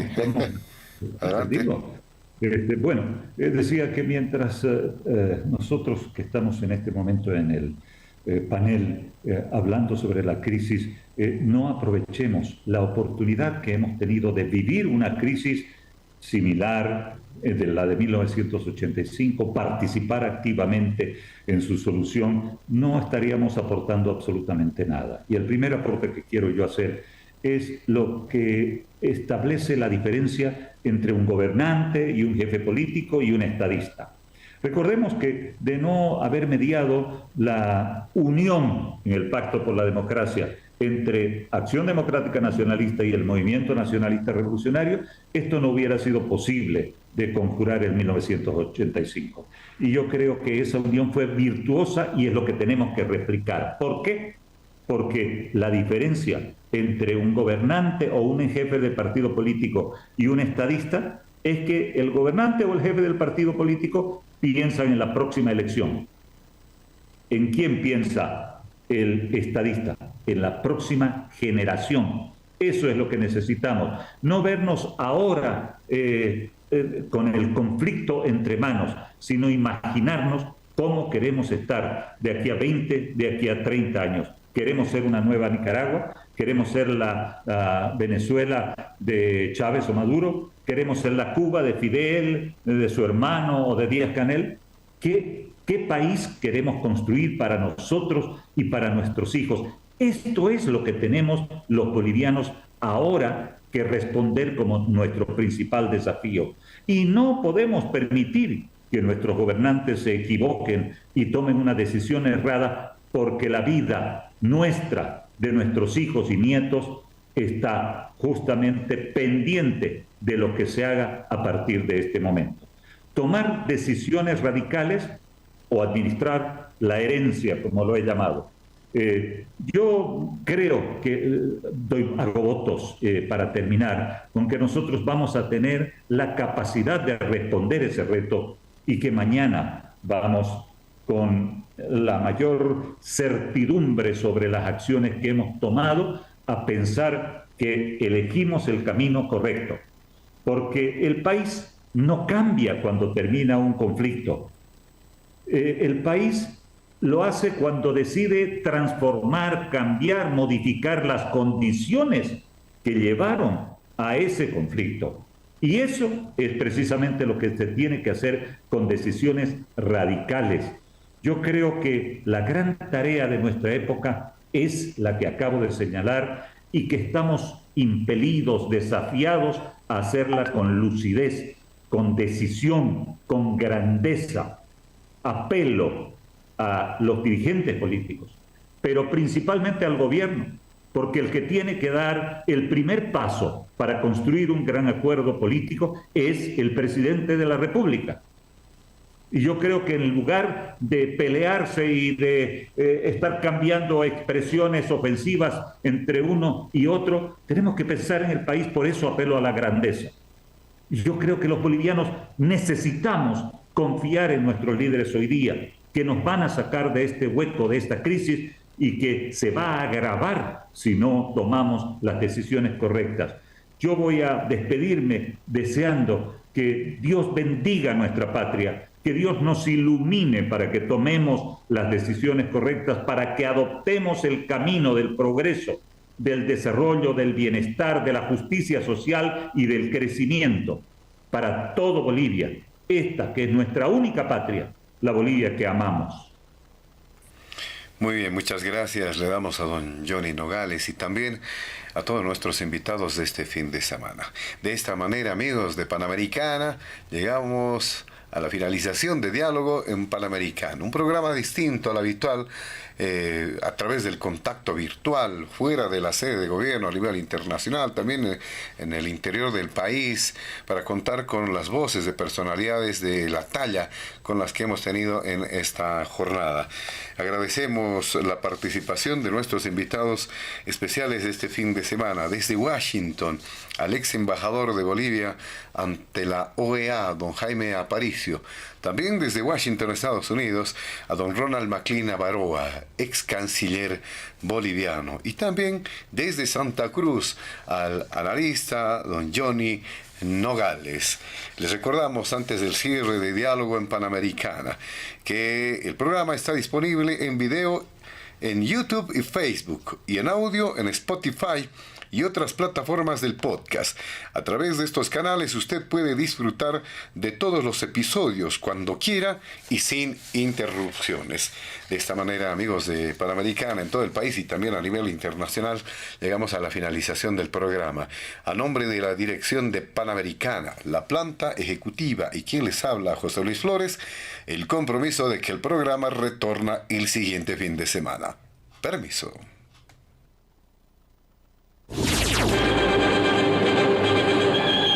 Diálogo en Panamericana.